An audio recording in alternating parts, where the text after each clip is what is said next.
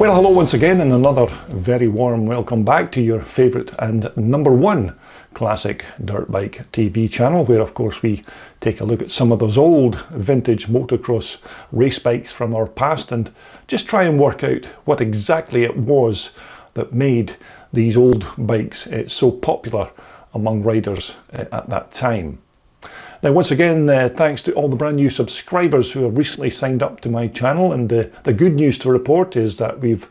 now surpassed that 13,000 subscribers total, and we are already on the way to our next 1,000 subscribers of Classic Dirt Bike TV. So thanks again for your continuing support of my channel. Now, coming up next, we're going to take a look at an old British classic that I came across while I was at a charity scramble event in Northern Ireland during 2021. So this time round, we're going to take a look at Cecil Pearson's 1960s 350 Grumph. Now, if you like your vintage dirt bikes old school, and by that I mean old motorcycles that are made up of good old-fashioned iron and steel, then I'm sure you'll enjoy taking a look at this old-timer here. It's more or less a fully British-made machine from way back in the day. Now, this bike here belongs to Irishman Cecil Pearson, and you may remember that Cecil has that very unique collection of old Rickman Jap scramblers that we've already featured here on my channel, and this is just another of the very fine bikes in Cecil's collection, and this is his 1960s Grumph 350. Now, as you're no doubt aware, these Grumphs get their new name by using a Greeves frame and this Triumph twin motor, and usually what you did was that you take out the old original Greeves two-stroke engine and then remove it and then refabricate new engine mountings, etc., to accept these four-stroke Triumph twin motors,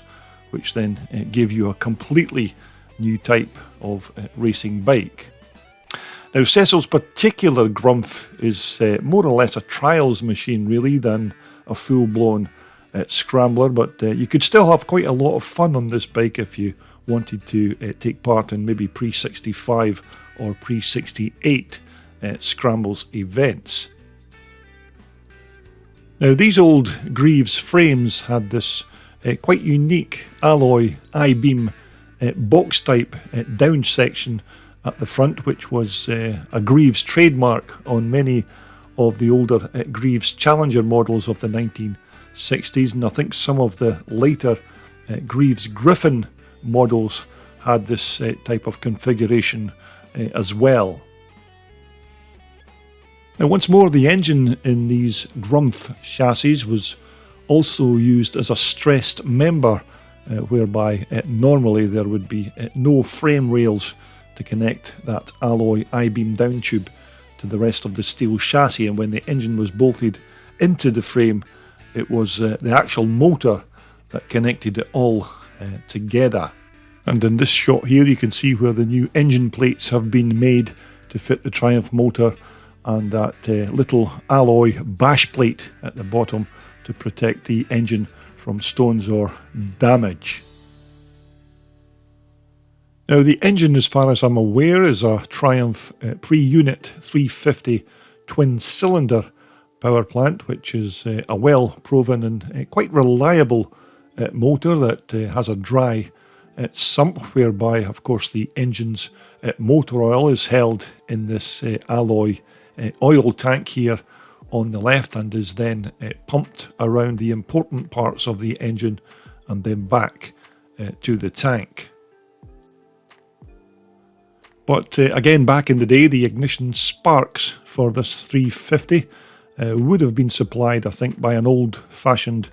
contact breaker and distributor type affair, although I think this particular unit here has a much more modern electronic ignition system fitted, and these old ignition wires are no longer required.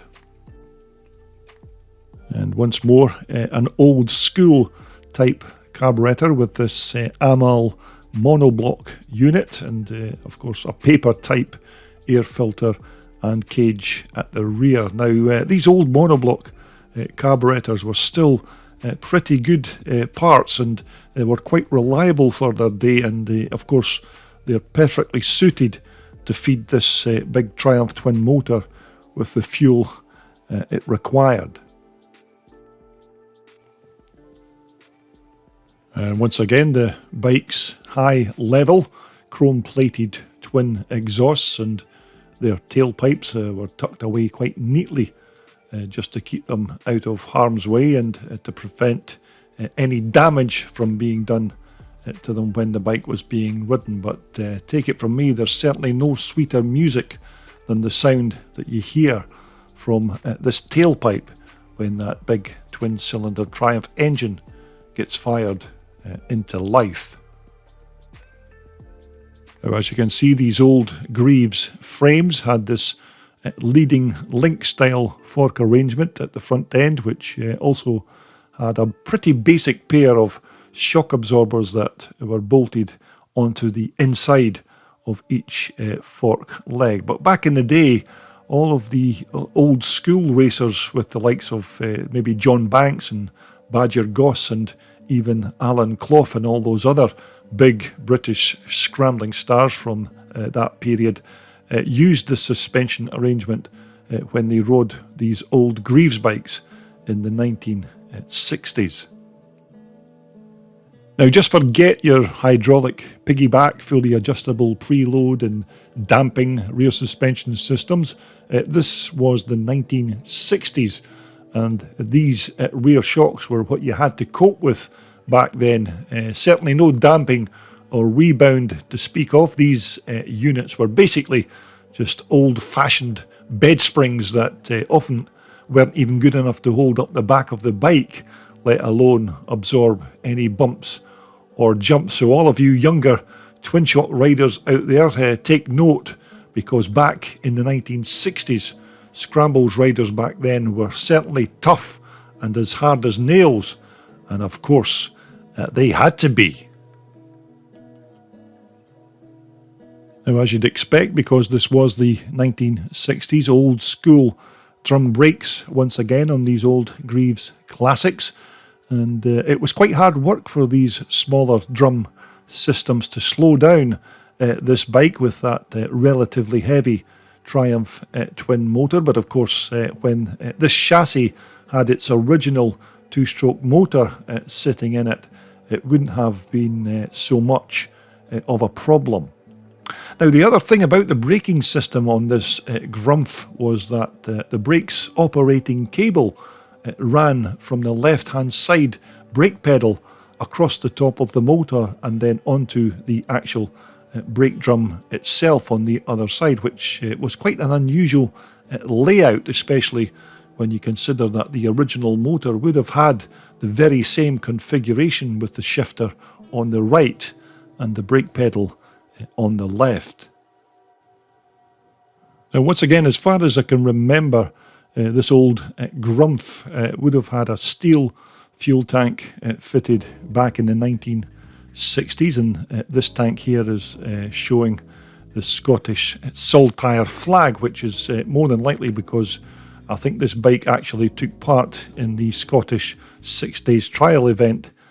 which celebrated its 75th anniversary in 1987. So it looks like our particular Grumph here has a bit of history behind it, but who rode the bike at that event is unclear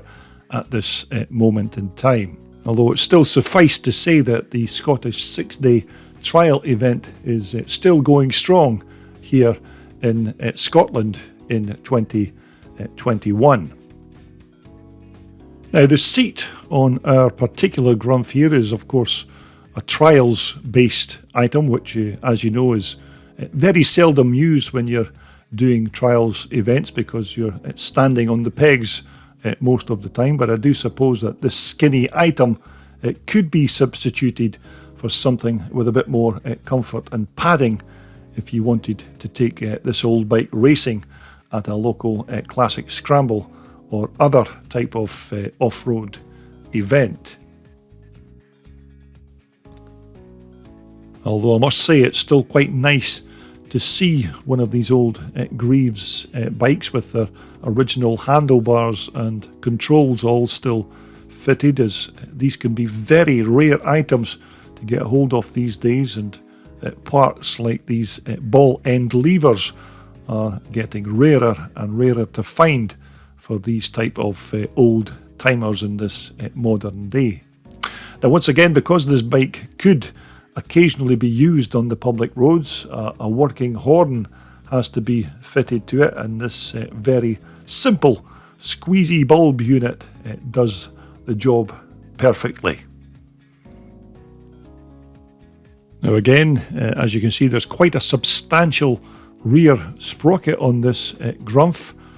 probably just to keep the gearing absolutely right, because the bike will be doing a lot of slower running when it's doing different stages at a timed trials event.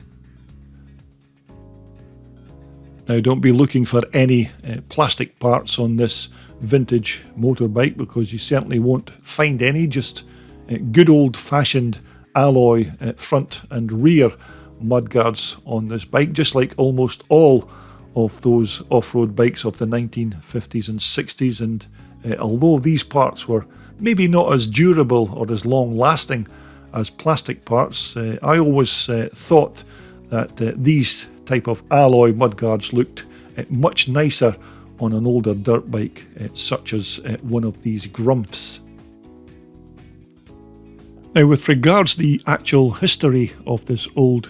Grumph, from what I've been told, they say that this bike was built by Bob Pearson, and it was specifically put together to take part in that 1986 Scottish 6-day trial event, which for that year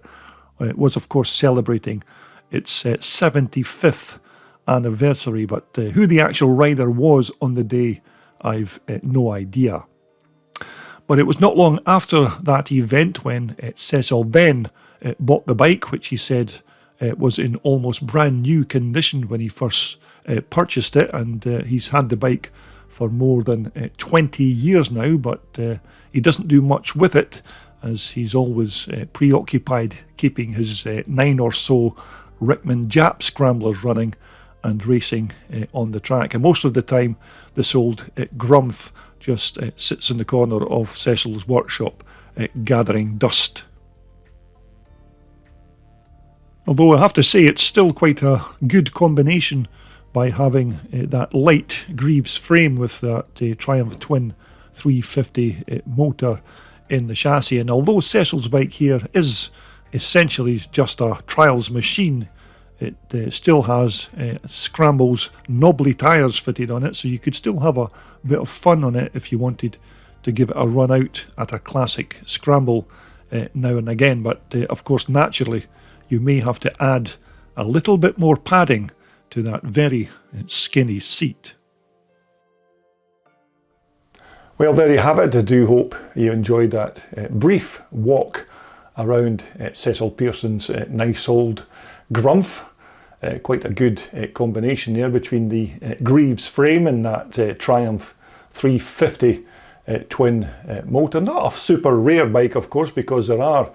quite a few of these Grumphs going around, and you maybe not see too many of them at classic race events these days, but certainly a nice old British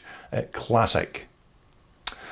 Now, coming up in my next video posting, we're going to take a look at another ultra rare machine. Now, this is a bike that was taken again from the fantastic Rob Hughes classic dirt bike collection. Now, this is a Shaney Husqvarna. Now, this bike here was actually built by the great late Eric Shaney way back in the day, and it's said that Eric built this particular bike for his son Simon to race. So we'll be taking a look at this quite rare machine in my next video posting here on my channel. But of course, until then, continue to watch what you're doing out there with those old vintage classic bikes, and certainly be safe and well while you're doing so. And we'll all get back here together again quite soon to talk about more vintage iron right here on your favourite #1 classic dirt bike TV channel.